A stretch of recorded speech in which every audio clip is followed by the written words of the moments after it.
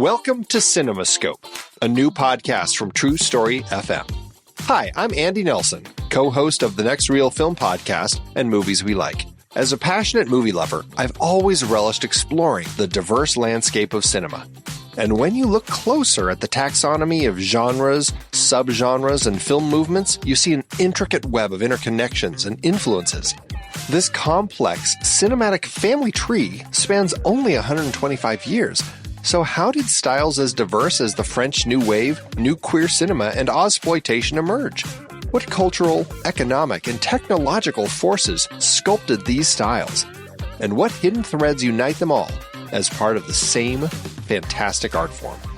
Those questions sent me on a journey to explore each style and trace their impacts, all to better understand the bridges between different styles. And that led me here to CinemaScope.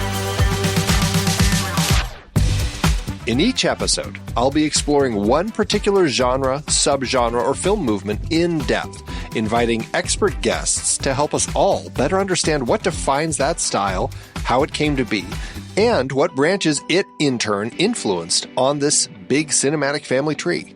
For example, how did German Expressionism shape American film noir? What's the difference between Westerns, spaghetti Westerns, and Brazilian Nordwesterns? We'll examine the economic and socio-political forces that birthed categories like blaxploitation, and we'll spotlight visionary films and directors key to the evolution of different styles. So join me as we explore the complex forces that shape film's evolution and appreciate the diverse creativity possible in its relatively brief history. Let CinemaScope be your guide to understanding this art form we cherish, how its genres blend, bounce off each other, and advance a rich tapestry of storytelling innovation. Together, we'll gain a deeper appreciation for this wondrous, shape-shifting medium. Our journey begins soon. Be part of this adventure by subscribing to CinemaScope today.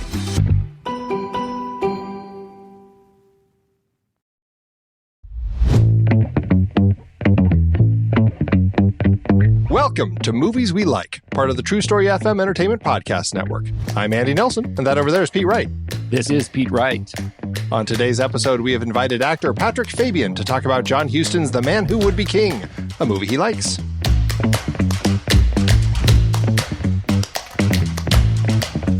Patrick, welcome to the show. Hey, man. How you doing? Thanks for having me on. We are thrilled to have you, thrilled to talk about this particular movie. John Huston's a director that we love. We've, done series on John Huston. He's just a fantastic director. And this was a film that neither Pete nor I had seen before. And so we were very excited to get it on the list. Wow. Well, you know Right? what? Guess what? That's okay. I'm an old man. So it literally is the movie that made me say, I want to be an actor. That's why I chose it. Okay, well, that's why we want to talk about it. But how old were you when you first saw it? Because we're all men of a certain age, Patrick. I mean, don't artificially age yourself, all right? My beard's as white as your head. You know what? Fair enough. This is a podcast, right? No photographs. I was probably 14 or 15 when I saw it. And my friend Scott Atkinson, who was going to high school with me, said, "Oh, you should see this movie. We should watch this movie." And so we did. And I had, I had been in the arts and I'd been in band and I'd been in chorus and done all that stuff. And I was in high school, I guess, 14, maybe not, maybe middle school. All I know for sure is that when I saw that, I was like, wow, the scope of it, the landscape, I'm a little shit kicker from central Pennsylvania. And all of a sudden they're showing exotic lands, exotic things. There's a couple of, there's a naked butt shot of an exotic brown-skinned girl. And I was like, wow, that looks like Lentha Lucas, and who was a girl in my class. And so all that shout out to Lentha if you're listening. Yeah, God knows where she is, lawsuit incoming. And, Yeah, right. and it was, I just watched it again last night before the podcast because I wanted to sort of reclaim it because I hadn't seen it in a number of years. And it's problematic, obviously, in a lot of ways in the lens of looking through things now in some respects. But I think what it retains is what it is advertised, a sense of adventure, a sense of buddy. It's Butch Cassidy and the Sundance Kid for Brits in some respects. It's all about buddy. It's about man bonding. There's a dearth of women in it. I get it. It's also English versus being a colonial empire in India. It's got lots of things that make you sort of raise your eyebrows and go, you can't act like that. Except I saw that. And when it ended with that final bit, I was like, wow. I didn't know if I wanted to be Peachy. I didn't know if I wanted to be Daniel or if I wanted to be Rudyard Kipling. I just knew I wanted to be one of those three guys because it seemed like they were having the time of their life. And it was these exotic locations. It was this world I'd never thought of. And I was like, oh, and the key to getting there is to be an actor. All the little boys say, I wish I could grow up to be Rudyard Kipling. Well, but that's Christopher Plummer. Those are three, Yeah, absolutely. You know, for a 14-year-old boy in Pennsylvania, those are three fully grown, capable men, capital Yes. M. Yeah. Absolutely. And they weren't afraid to be loud and articulate. I mean, I love hearing Connery and Michael Caine yell at one another because they bite off every single word. Nothing is underplayed or under their tongue. It is all out there. And I loved that. They're absolutely big. Well, okay, so this before we go too far down the road of this great film, let's kind of follow this thread. You talked about how this was the film you saw, and you're like, "Oh, I want to do that. I want to be an actor." So that was kind of where you got the acting bug. What next? Like, did you start looking for theater, like, or ways to perform? Like, what? How did you begin that journey? I guess the best way to say it is I was band president in high school. You can fill in the blanks from there. You know what I'm saying? That says a lot. All we needed to say about that. You know what I'm saying? But in my school, being in band was not a geeky thing. Well, it was a geeky thing, but it was also a cool thing because we won lots of awards. We had a lot of musicians, a lot of people. You were in the good band. I was in the good band. And it was really fun. And I had a great time. And I was doing that. I was doing theater. I was doing, musicals as well and plays in high school. And all three of those disciplines revolve around the collective. All three of those things are all about creating a singular piece of work from a whole bunch of different parts. And it's not any surprise to me that I wanted to continue doing that sort of thing. I want my goal was to be a first chair pit trombonist in a Broadway pit band. That's what I wanted to do at first. Wow. Okay. But then I got up on stage and I kind of like not having the horn in front of my mouth. And I found that to be kind of freeing and fun. So I went to college for it. I went to Penn State University to get a degree in acting with, yes, both my parents were like, what? They give degrees in this? What were your parents? What were they trying to role model for you? My mom and dad were the first people from their respective branches of family to even go to college. So they put a pretty high premium on making sure they could help provide college for us. My brother went off to get a degree in political science. And then I come along and I'm like, I want to be an actor. And, I have kids now. And I can't believe how cool my parents were about that. What they did was steer me towards a larger university, just in case a 17-year-old boy changed his mind. And, yeah, sure. And I have to say this, hats off to Mom and Dad Fabian, who still live in Mechanicsburg, Pennsylvania. Dad's 91. My mom's 86. They never said no when it came to me saying, I want to do this. They said, we don't know about this, so let's find people who do. And we believe in college, so let's go to college. So I went to college and I got a degree in theater. And my dad's like, now what? What do you do with that? Yeah, this was great. We've been so supportive, right? Now, show us it was worth it. Every year, they were just like waiting for me to come home at Christmas and be like, I don't want to do this anymore. And it never happened. Poor things, They saw like the worst productions in the world. They would drive up to State College after work on a Friday to watch me hold a spear in a bad production of Hamlet. You know what I'm saying? And God love them. Real salt of the earth folk. I have to say, really, really, because without them giving me permission and not getting in the way, who knows? But then I skipped off and I went to Cal State Long Beach. I got myself a master's degree in theater. Wow, look at that. No, but guess what? My father did the same thing. Wow. What I gotta ask though, what is it that makes that causes you to make that pivot to decide I want to continue my education and not just hit the bricks? Because I had followed a redhead to New York City in the summer of '86, and I'd lived in Queens with a bunch of other actors. I'd ridden the subways, I'd waited tables, and as a matter of fact, I wasn't going to go back for my senior year. I had a job. The season was coming up, and I'm like, what am I doing? So I called a professor at Penn State. Shout out to Michael Connolly, who's now a emeritus professor at SMU, and my dad. Because I called both of them to say, by the way, I'm not going back to finish my degree. I'm already in New York smoking cigarettes with a girl. I'm good. And my father wrote me a letter, one of the only letters he ever wrote me. And he said, I don't know about your business, but I know in life, having a college degree tells at least somebody across the table who might be hiring you that you know how to finish something. And then he just made a list of things to consider. You do what you want. Keep in mind, my father and mom are paying for college. And so I'm just cavalierly saying, screw that. Yeah, I'm done. And my college professor said, oh, good. You're in New York. You got a girl. You're ready to go. The season's coming up. That sounds great. Good for you, man. Way to hit the books. He goes, oh, but here's the thing. You're going to miss my class this year. You know what? You're going to miss this thing coming up too. Well, let me ask you this.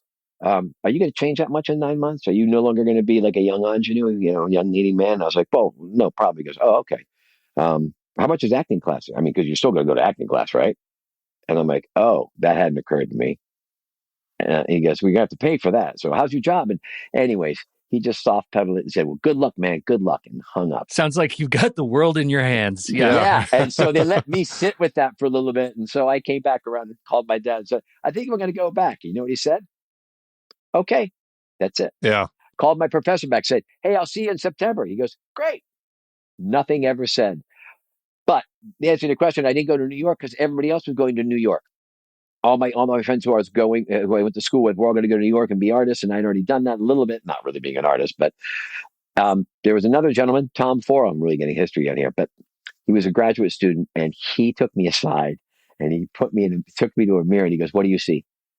And I was like, I see an artist, a boy, blah, blah, blah, blah. And he was like, he goes, I see a pretty good looking young man. And I said, oh, and he goes, I'd go west if I were you. And I'm like, why? He goes, because if you're young and somewhat pretty, who knows? You might get lucky and become a movie star.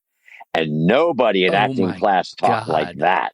Nobody suggested that dirty Nobody word. talked like was a prophet in the voice of Truman Capote. My God, Patrick. Well, he would love that. I will call him, let him know you said that. Yeah, so I went. So I took a graduate school ride over to Cal State Long Beach, a 2-year program with no intention. Like if I didn't like school, I was out of there. Los Angeles is right there. So it really was a ticket to get out there. But as it turned out, instead of holding the spear like I did in undergraduate school, when you're a graduate student, you got the lead roles. So I basically had 2 years of repertory, did a whole bunch of plays, played the lead, and then got out with 6 years of college education to be an actor under my belt. And I went to Los Angeles, and Los Angeles said, who cares? Okay. Good for you. That seems to be the general first line of Los Angeles. Yeah. So I mean, so that's what got me. But along the way, you want to tie it back to the movie stuff that I saw along the way. Other theater pieces, other actors. I was in New York. I saw theater in New York. I saw what people could do, and on a high professional level. We're still going to the movies. This is before watching movies on phones. It's a collective communal thing. You go to a big theater, you sit down, and you watch the thing. And I was like, that's what I want to do. And at the time, you want to do that? You go to New York, you go to LA, or maybe Chicago or Dallas. But I wasn't interested in going to regional theater. I wanted to go, hey, Tom Foro. I could be a movie star. Let's go. Could get lucky. Let's go. Well, and then you really start working pretty heavily in TV, like a lot of episodes here and there of a whole bunch of different shows.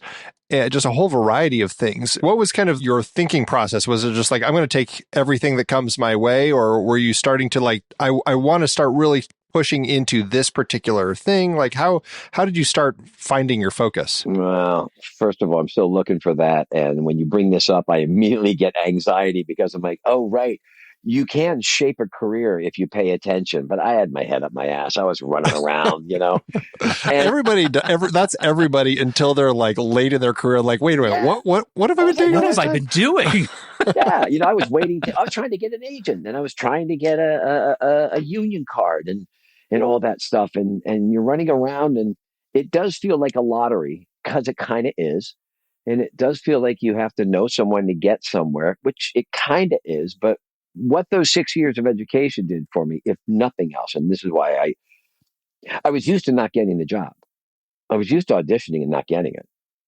That was just, and I was told that from the very beginning. That's the muscle you have to have the most of. No, we're not hiring you. Why? It doesn't even matter. Doesn't matter. They're just not. Yeah. You're not the answer to this particular. These people with the money and the casting. It's not. You're not the answer. So it was always a numbers game in my brain. And I had a professor at Long Beach who basically gave us sort of a 5-year plan with really low expectations. Like at the end of 5 years of doing this list of things of what actors do in LA, you should probably have gotten a paid job by that point. And that's 5 years. So in my mind, I'm like, oh, I'm going to do all these other things for at least 5 years before I start to think about it. I ended up doing a Shakespeare play in Los Angeles. I got my equity card by doing it for 2 summers in a row. Thank you, Ben Donnenberg, because they made me an assistant stage manager and I got a part. And when I did that part, somebody came to see the leads in the show. And those agents of the lead stopped by afterwards, and Jean St. Calvary handed me her card and said, do you have an agent? I said, no. She goes, call me tomorrow. So I called her, and she goes, you don't have a resume, you don't have anything, but I can send you out. Do you know where Fox Studios are? No, I do not. And so she gave me an audition, and I drove over to Fox for the first time. I went onto a studio lot for the first time, fourth floor parking garage or above, and then I walked through the studios. I mean, the studios, I'd never seen them. Yeah, right. And I go audition for a thing called Doogie Howser, which was this young kid, Neil Patrick Harris's first show. Oh, please, Patrick, please. And I walk into the room, and there is, and this is how it's been for the last 30 years, 20 of me. 10 are a little bit younger, 10 are a little bit older, prettier teeth, a little bit, but we're all this, right? Yeah. And we're sitting there, and I'm like, whoa. And you can hear everything, and it's busy, and there's an assistant, and then they call my name, and I go in the room. And this is the casting director. Never met her before, but I had my sides. And because of my training, I was cold. I had them memorized. I knew what I was doing. I made choices. I knew how to break down a script. And so I sit there, and I was like, am I reading with you? She goes, yeah. So there's my scene partner. And then, there's a producer, there's a writer, there's a director. This is old school, and people were still in the room. But it didn't matter because I'm reading with her. So I read with her. They adjusted me. I know how to take a note. Okay. And I did it again. And then I went outside. They went outside to a phone booth, a full-length phone booth. And I put quarters in and called Jane St. Calvary at Writers and Artists. And I said, I think I got it. And God bless her. She goes, I bet you did. But just in case, what are you doing tomorrow? I have an audition for you at Paramount. And of course, that was so sweet. Bless her. Yeah, I didn't get the job. But I tell you what, eight auditions in, I did get the job. Yeah. And then I got another job. And then I got another job. And then I finally booked a pilot within like 2.5 months of having these people actually putting me out there. And I quit my waiting tables job, and I waited for the pilot to get picked up and make me rich. What was the pilot? The pilot was called Rise and Shine. Judge Reinhold, Kathy Kinney, some ringer from New York. I forget what his name was. And it was a half-hour show. Falsey brand, the guys who created Northern Exposure had done it. And so they were riding high. How could it fail?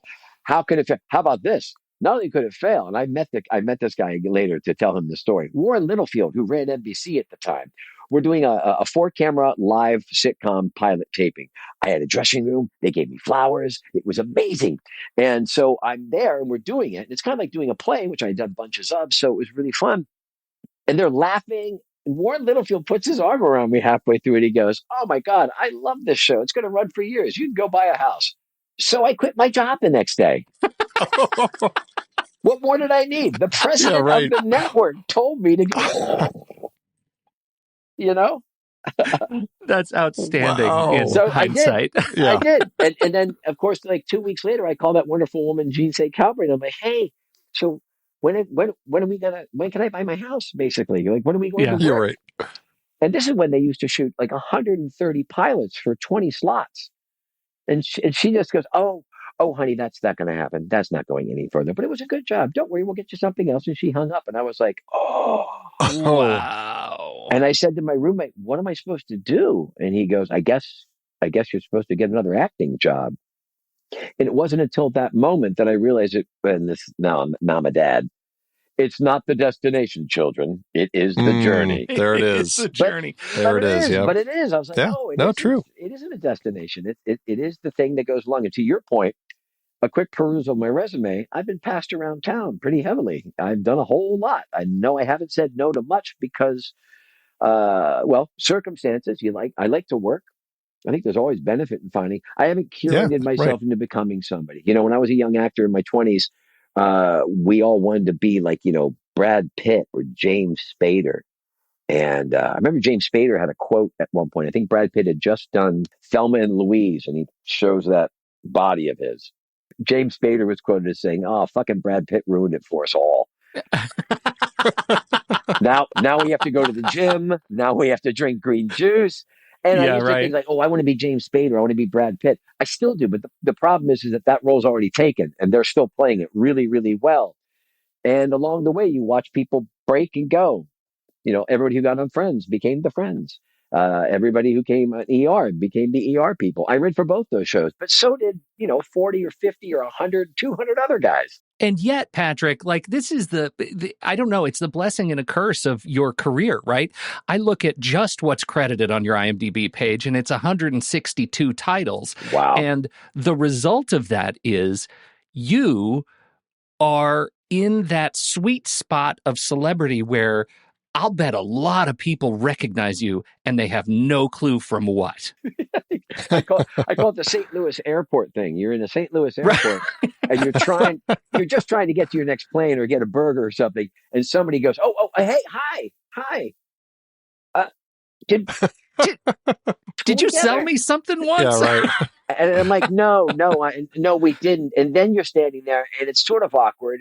And then you want to relieve them and you go, well, I'm an actor. You might know me from something. And they go, oh, what is it? And now it's on me.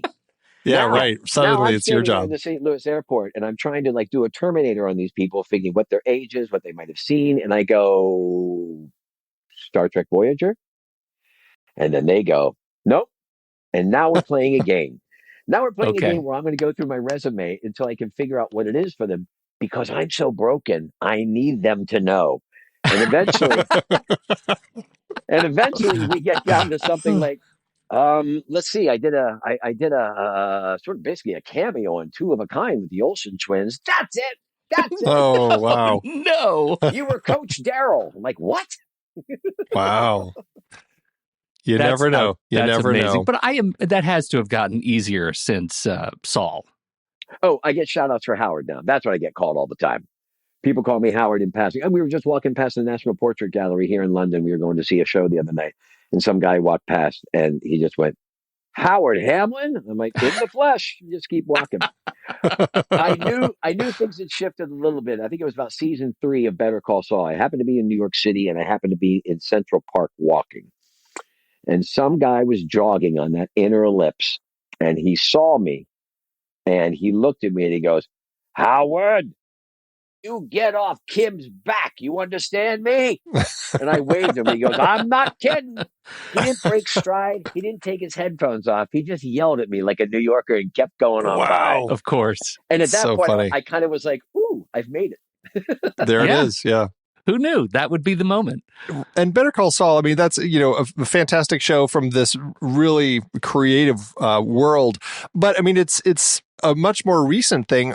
Looking back on your career, thinking of all the different things you have been a part of, was there a point where you performed in a show or a film or something where when you walked off of it, you were like, I feel like I so completely connected with that character. I did exactly what I set out to do.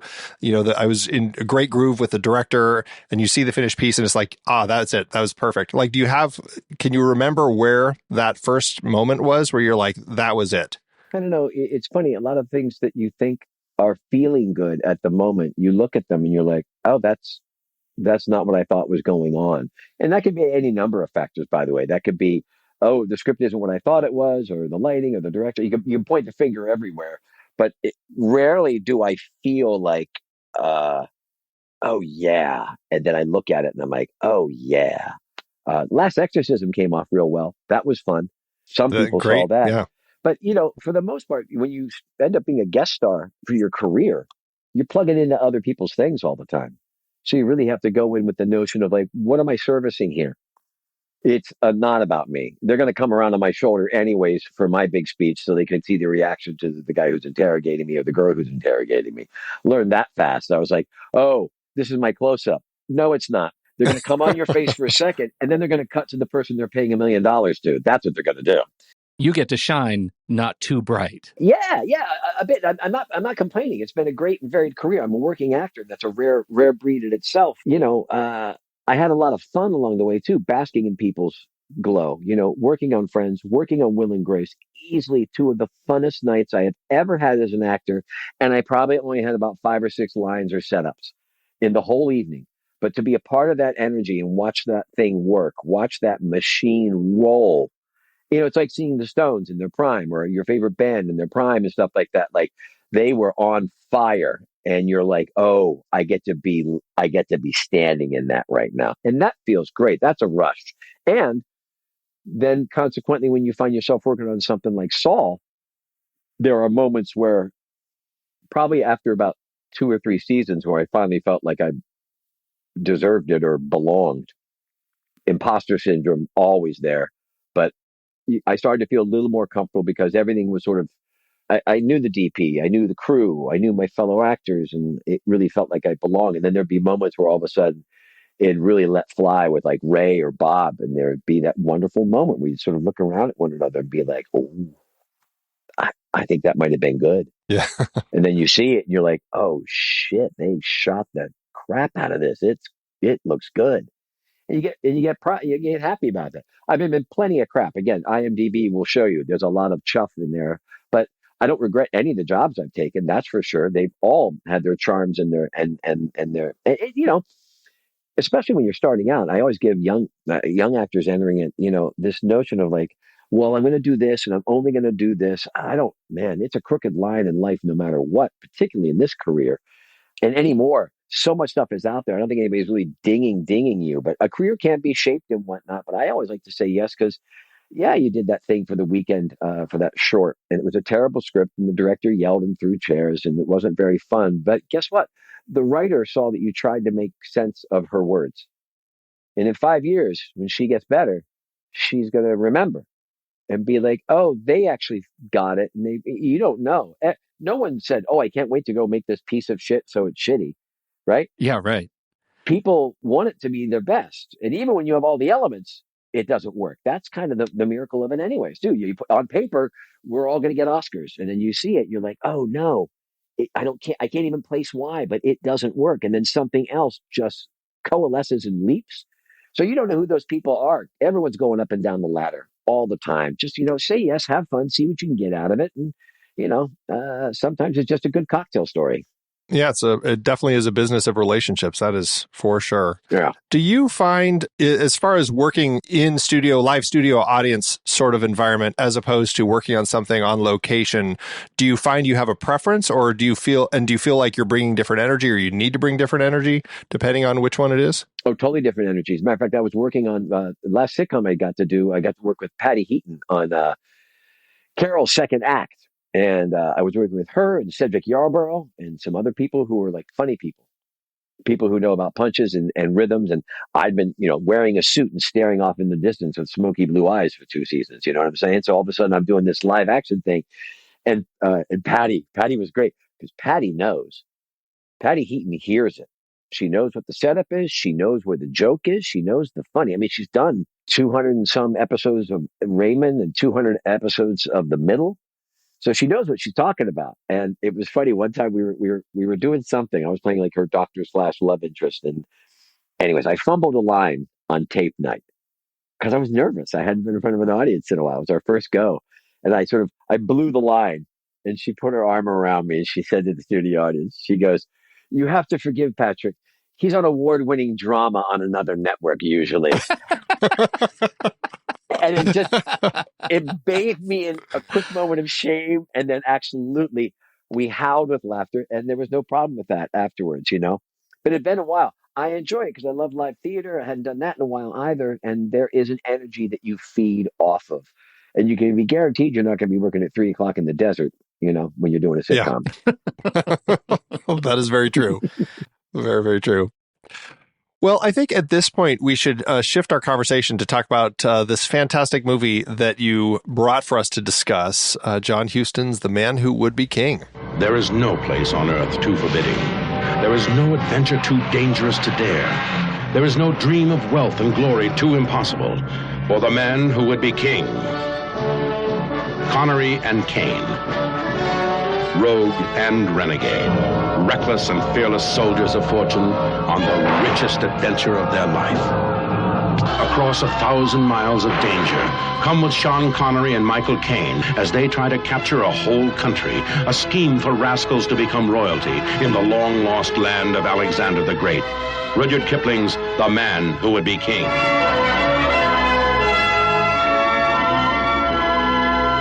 They share the treasure. They share the danger. They share the adventure. Sean Connery, Michael Caine, and Christopher Plummer in John Huston's The Man Who Would Be King. Well, I'm curious. You guys said that you had never seen it. Did you know about it? Was it in your zeitgeist at all? Yeah, but everybody has blind spots, right? I'm always surprised when we're talking to people about the movies they haven't seen that are really core to my identity. And this one, I know was core to a lot of people, clearly to you, but it was an absolute blind spot. I didn't know what it was. I couldn't have told you who was in it. I just knew it was kind of a North African adventure movie. And that was it. I was blown away by what this movie did for me. Blown away. I mentioned earlier, like on the Next Reel podcast, Pete and I have looked at John Huston a bunch of times. We talked about him in some film noir series we did. We did a whole series on just John Huston films, but this one was just never one that kind of ended up on the list. And I don't know if I could even say why it didn't end up on the list. It just, I mean, he's got a very long career. But that's probably why. Yeah. There's a lot of movies to pick from. I've always known about this, and it's been out there, and it's a list of, those adaptations from Rudyard Kipling. And, I think a lot of the Rudyard Kipling stories you look at now through different eyes about what, the British colonialism, like that whole aspect of a lot of the stories that kind of flow through his works. But I don't know. I love Sean Connery. I love Michael Caine. I love Christopher Plummer. Like all the reasons for me to have watched this much earlier in my life are there. It's just, I hadn't. And so it was very exciting to see that you'd picked it because I thoroughly enjoyed myself with this one. It felt like watching it for the first time again last night in a lot of ways because there was shots that I'd missed. I think in my memory, the movie is only once they get to the big city, once they're summoned to the big city.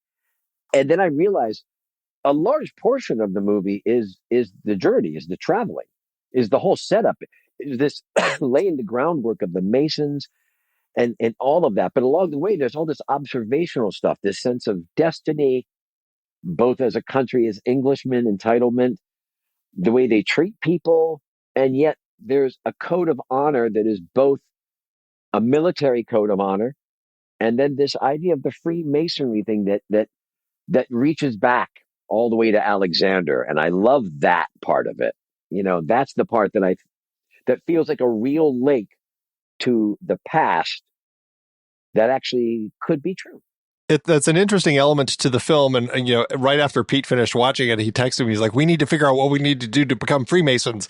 Like there's like, I mean, there's you gotta clearly aspire to something. There's clearly something to this that, you're connected to history.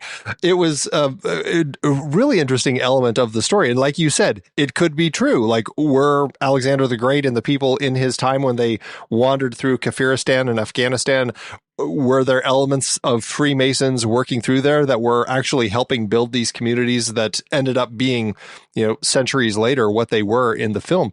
Who knows? But it made for such a fascinating story when you have the head priest open up Connery's shirt to prepare to stab him, and he sees that the Freemason pendant around his neck. I don't know. It was a fascinating element that spoke to a thread of history that I don't know. It just feels like when this ended, I'm like, I need to look and see, was this actually based on something that happened? Like it puts that in your head. It feels like it could be true. And that notion of the chance meeting, the chance of the watch and all that. Well, Connery has it in his speech. Daniel Dravin has it in his speech when he gets all full of himself and says, I'm not leaving. And he starts to connect. It's so beautiful because it's such human avarice. It's such the human condition to not just leave the table when a winner. Peachy says it. Oh, come on, man. We've had a great streak of luck. Let's cut and run. And if he says yes, completely different movie. Then we see them in the south of France. They successfully do it. Sure. But the tragedy. It's like watching, the car wreck in slow motion. He's not going to do that. And he should. And then when he says stay an extra day, I'm like, no, Peachy, go. This is the thing that I find so interesting about this movie is that it is up until that moment, kind of an adventure buddy comedy. Like you said, it's the Butch Cassidy and the Sundance Kid. And then from that point, it takes a gentle left turn and then a hard left turn. It becomes it is the least John Huston of Josh Huston's movies until the end when it is the most, right? Right. It is a really interesting sort of litmus test for how you feel about John Huston as a director, that we get this movie which takes that moral choice or that egoic choice of, it's crazy to me, but I think I was meant to be the king of these people. I think I was meant to be a god king. Who says that, right? And here we are, and he's going to lose his head, which is carried in a bag around the world. Right. Unreal. Right. It's unreal because you're right. I'm with him, and then his ego gets the better of him. But that Peachy says, may you rot in hell, Daniel Dravin.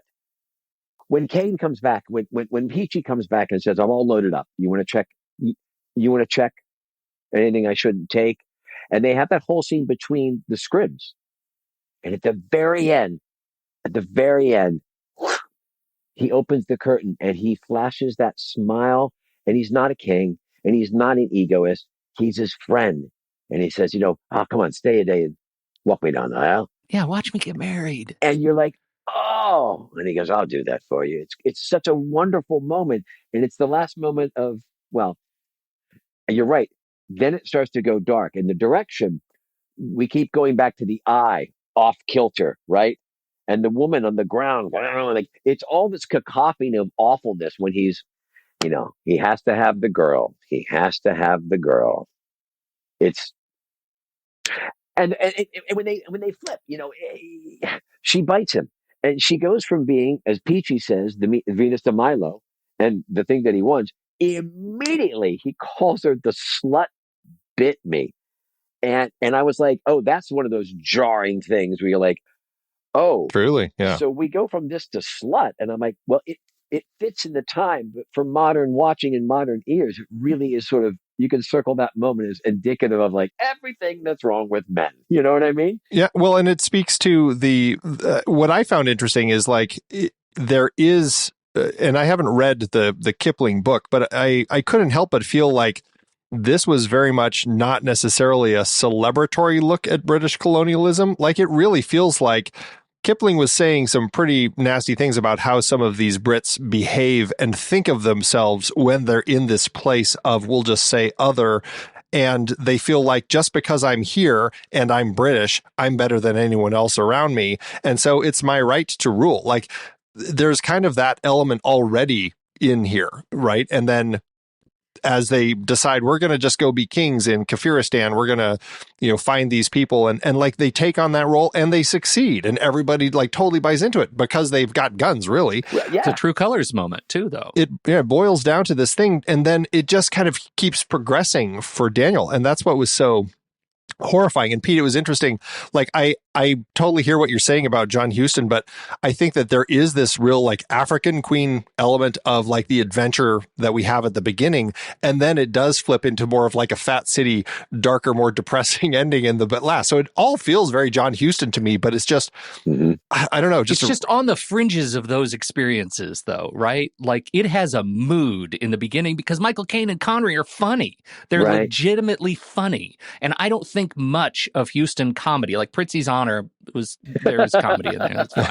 But right, like I don't think of Sierra Madre or Chinatown or Asphalt Jungle as like just roll them in the aisles comedy. No. You've got Bogey doing monkey calls in African Queen, so you've got some. That's fair. You had me at monkey calls. Now that's what we need TikTok for. Right, right. I think Kipling does. It is a comment on that. When the gentleman gets on the train, introduces himself, introduces his education, he gets in the first class car with him, and shares his watermelon, offers the watermelon with him, and the contempt, the ugliness, and he gets thrown out, and really nothing is said about it. I mean, they talk about it briefly, but nobody really does. They're not going to stop the train. No. And it's horrible. But the fact that it goes without comment, I think, is the comment. Is maybe the filmmakers put that in. Maybe that's not even sort of, part of a story and stuff like that. I don't know. You even have the Indian fellow who gets thrown off as he's doing it. He's like, thank you. Thank you. He's subservient. He expects it. He tried his best to give his credentials. It doesn't matter. And then when Kipling says, I noticed my watch was actually gone at the station. So he already knows that he's lying. But then he goes, well, I didn't know you were a Mason. All is forgiven. All is forgiven. Boys will be right. boys, men will be men. That's the one instance. And then, like, after, the slut bit me, then they start, brass it out, Danny. Now he's back in line. They start going. And when they run down that corridor through the city before it gets filled, and you hear David, the guy who wanted to rule them benevolently and usher them 1,000 years of lineage, immediately says to Bellyfish, Get your shooters. We're going to slaughter them like dogs. And I was like, oh my God. Right. They are your shooters. That is unreal.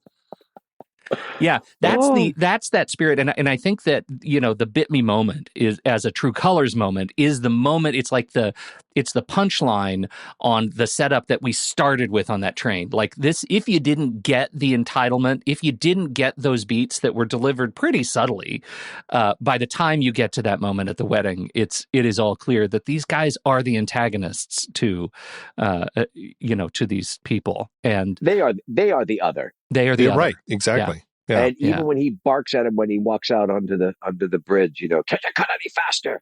It's like he still wants to order him around, and it's like, no, your fate is your fate. This is the thing that you have coming to you, deservedly so. Yeah.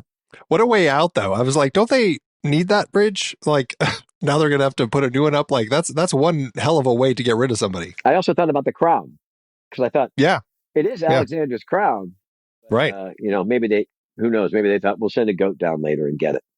Exactly. Yeah.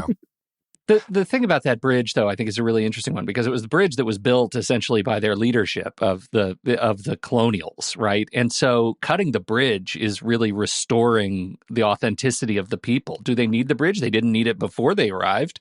Right. Right? Yeah, I guess it's like a bridge on the River Kwai sort of bridge. Absolutely. Yeah. The parallels have got to be, they're so good. This is busy work for a British man in order to bide time, Yeah, for sure. Exactly. But, I was thinking about it also. Houston, it was so great. No CGI. So when he has that shot, when they go through the Khyber Pass, and then he pans back and it's corner to corner, it's got to be a quarter of a mile, if not a mile, of people. And it's not just 2 rows. It's like 6 deep. And I know they're in Morocco, and I know they probably didn't get paid a whole lot, but they got paid something. So like the cities were filled with people. And there was something wonderful about realizing everything you saw on screen was tangible and fungible, Exactly. Well, even when they're, it's not necessarily shot full of people, but just like when they're in the snowy mountain range, and again, filming in the Alps, so it's easier, but still, like, you have some fantastic shots of like just 2 men and a mule walking in a vast, vast sea of snow. They captured some fantastic imagery here. And this time I was looking, I was like, oh, that clearly doesn't have to be either of the actors. That's clearly 2 stunt people who are like, can you back the mule up 100 yards? Right. It would help my framing. And they're like, can you move the camera? No, the camera's perfect. You need to go back 100 yards. But and that was an interesting moment. You talked about like destiny and everything. I can't help but feel like there's this element of the two men as they're lost, or not necessarily lost, but stuck in the mountains. There's a giant ravine that's blocking them from their way through, and they essentially are unable to continue looking at potentially dying here in the mountains.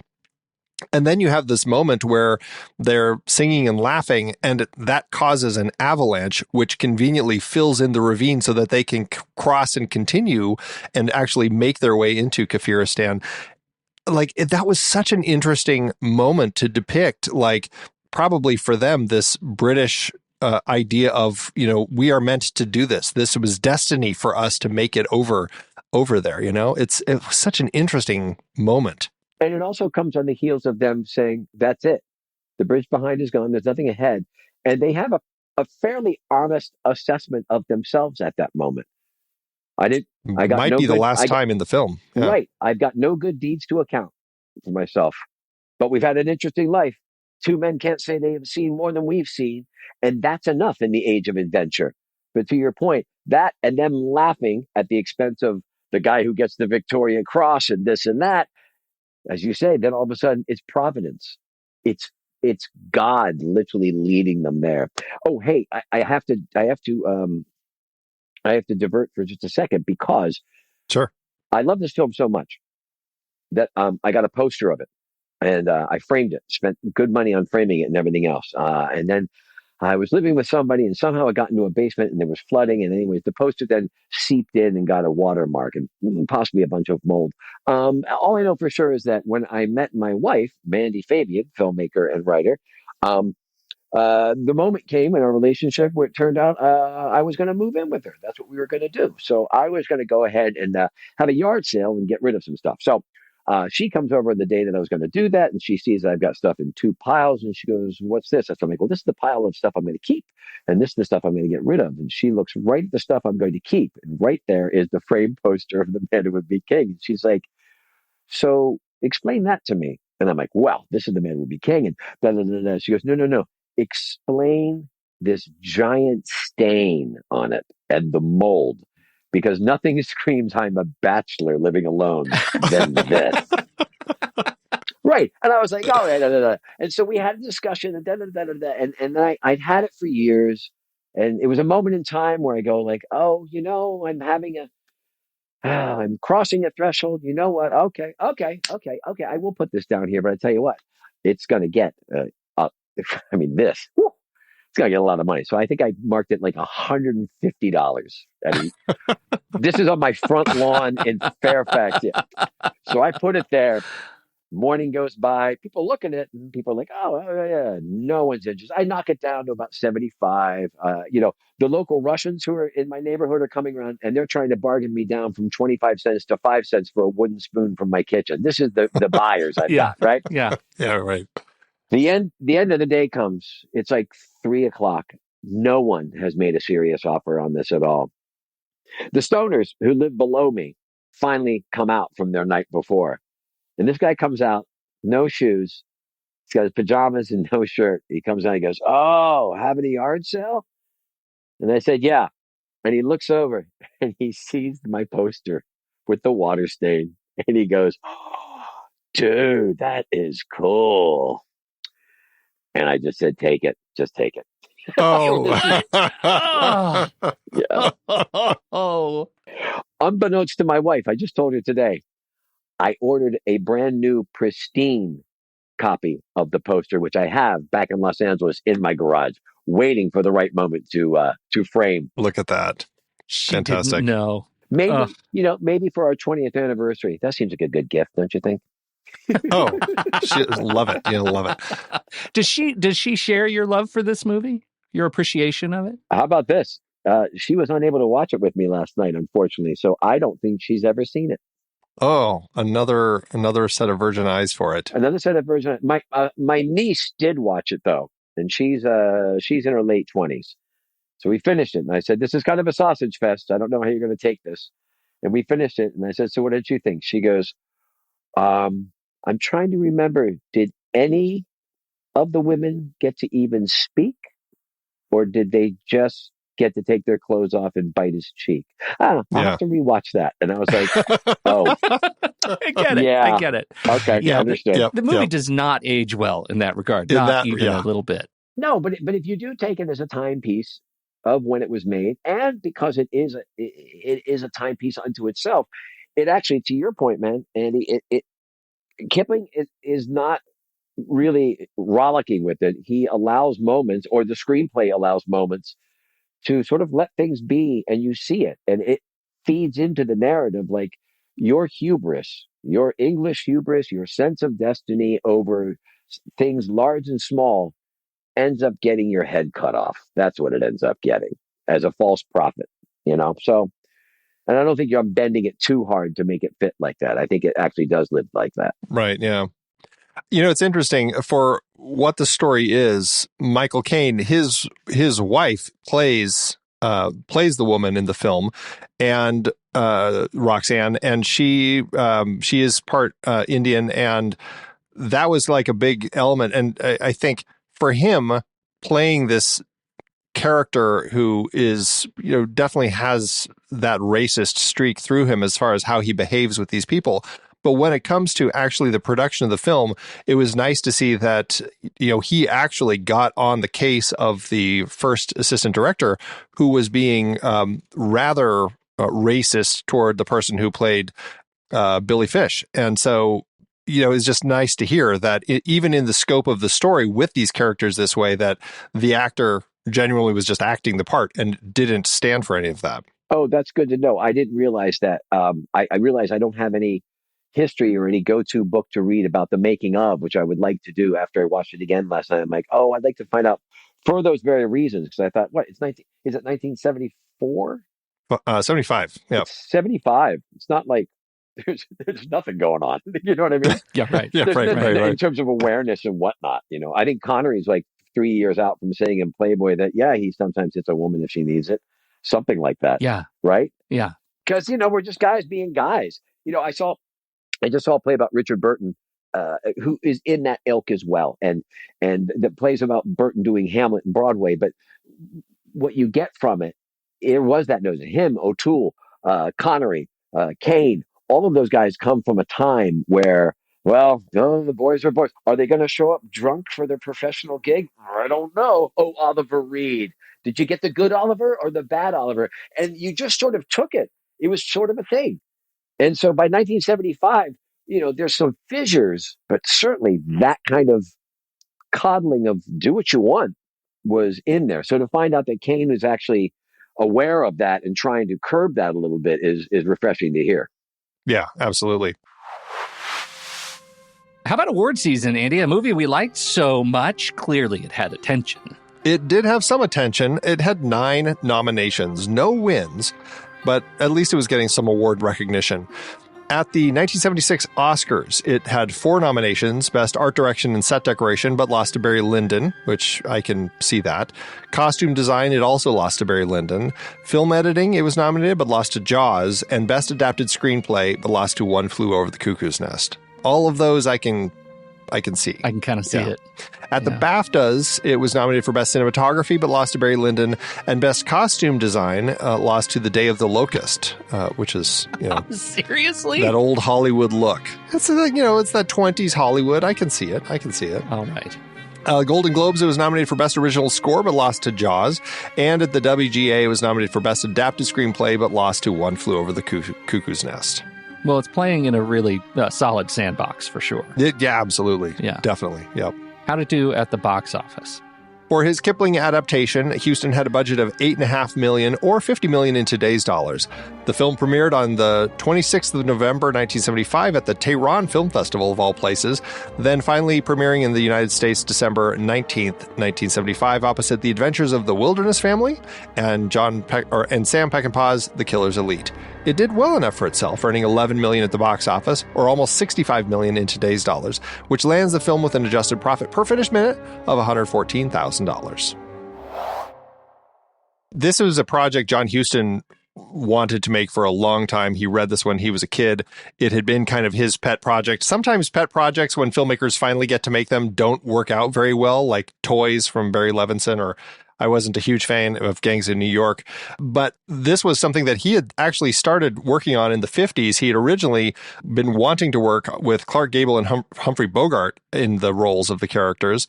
He couldn't get it off the ground. Both of those actors ended up dying. Next on the list was Burt Lancaster and Kirk Douglas, Wow. who he was talking to. And then Richard Burton and Peter O'Toole, all very interesting choices there. The 70s rolled around, and then he was after Robert, speaking of Butch Cassidy and the Sundance Kid, he was looking at Robert Redford and Paul Newman.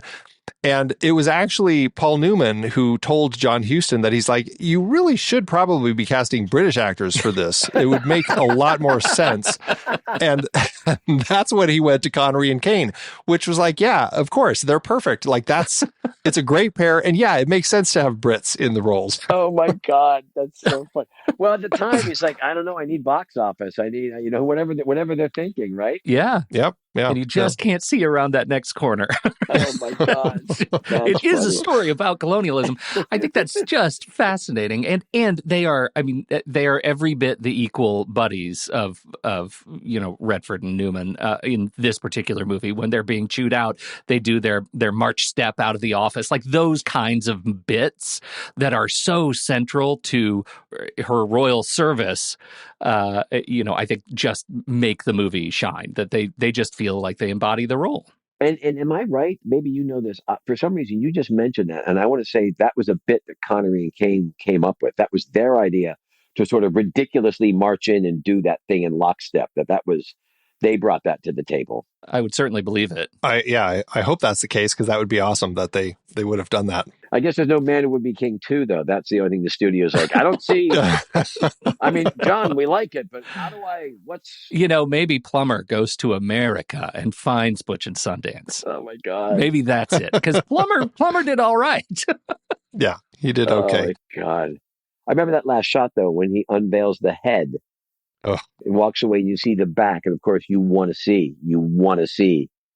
And when it turns around, it's somehow not as grotesque as what you were fearing. In the end, it really is just, the crown is pristine and the human is just insignificant, irrelevant, right? The crown will continue for another 1,200 years. Yeah. Yeah, well, it's also why it's called Sean Connery, Who Would Be King, right? I mean, the man is like this unidentifiable generic under the crown. I think that's the message. That's a great point. What a terrific movie. I'm so glad we came to this. Thank you so much for recommending it. Oh, good. I'm glad I was able to usher it into you for the first time. That's good. Yeah. I mean, we've talked about returning to John Huston to do more of his films, but yeah, inevitably, I would like to think we would have gotten to this one, but having a chance to talk about it now is just perfect. So thank you so much. Absolutely, man. Patrick, where do you have a place online where you live? Do you have any socials or place that you want people to check out or visit? Yes, on Instagram and on Threads, I'm Mr. Patrick Fabian. And on the Twitter, I am Patrick Fabian. Not nearly so formal. Was there already a Mr.? You know what? I forget the confusion at the time. I was just happy to get, at the time, this is years ago, I got a blue check and I thought I was somebody, and now, of course, that's all gone, and that's okay. I find Instagram and Threads to be, Instagram is really fun. I like that a lot because you can just use more pictures than anything else, and it seems that more traffic is there. Although you're talking to a guy over 50, so I don't know where the traffic is anymore. And you know what I'm saying? And guess what? The traffic's not looking for me that much. So it's okay. That's all right, too. Right. Fantastic. Well, we'll put those in the show notes. Patrick, thank you again so much for joining us here today. Fantastic conversation about your career and a brilliant movie. Thank you, Jen. Thanks for having me. For everybody else out there, we hope that you like the show, and we certainly hope that you like the movie like we do here on Movies We Like.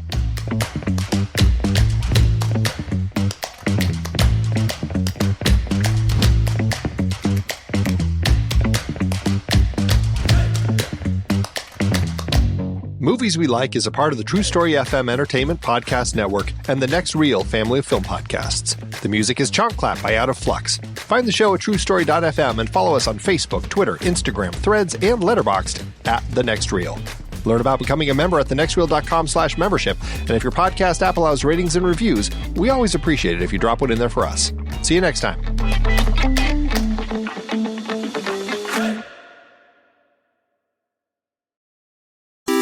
Andy, according to my friend Internet, this is what Letterboxd is. Letterboxd is a global social network for grassroots film discussion and discovery. Use it as a diary to record and share your opinion about films as you watch them, or just keep track of films you've seen in the past. Showcase your favorites on your profile page. That is a lot. You bet it is. That's why I want you to tell our fair listeners just one thing you do with Letterboxd that has changed the way you watch movies. Let them have it. Okay, are you ready for this? So ready. I love lists. As of today, I have 246 lists in my account.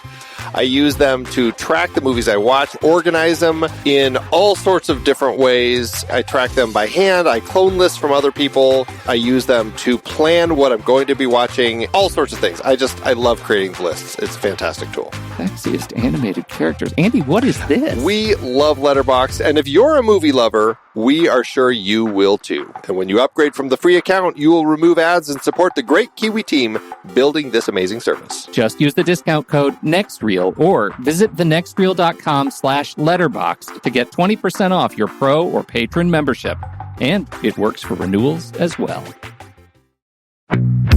You know what I got the other day, Pete? Stephen King's latest. Want to borrow it? Do you know who you're talking to?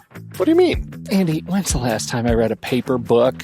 It's been decades. I would much rather use Kindle, or better yet, Audible. What am I thinking? I don't read paper books anymore either. I'm an audiobook guy all the way. For those looking to listen to the books behind the films that we talk about here on Movies We Like, not to mention all the other podcasts in the Next Reel family, get a free audiobook download and 30-day free trial at thenextreel.com/audible. There are so many great adaptations from Movies We Like available in audio form. Early on, we covered Casino Royale with director Matthew Gratzner. You went through all of the 007 books on Audible, right? I did indeed. What a series. We also covered Room with legendary Dee Wallace and Never Let Me Go with costume designer Alana Moorehead. We chatted about Fat City with cinematographer Sam Levy and Silver Linings Playbook with the great composer Harry Gregson Williams. 101 Dalmatians and Bambi. Apocalypse Now, There Will Be Blood, The Thin Red Line. There's so many great adaptations with so many great guests, and you can get all these as audiobooks on Audible, along with thousands of other great reads. Producing this podcast is a lot of fun, but it does take a lot of time.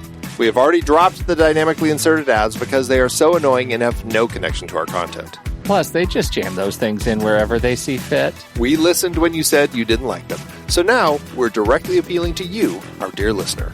Please consider an Audible subscription to help support Movies We Like and the Next Reel's family of podcasts. I've been using Audible along with my family for decades now. I love it, and I've read hundreds of books through it. Couldn't be more pleased with their service, and I know you'll love it too. Head to thenextreel.com/audible and get your free trial. It really helps us out. And you have a world of over 200,000 audiobooks open to you. So much great material available.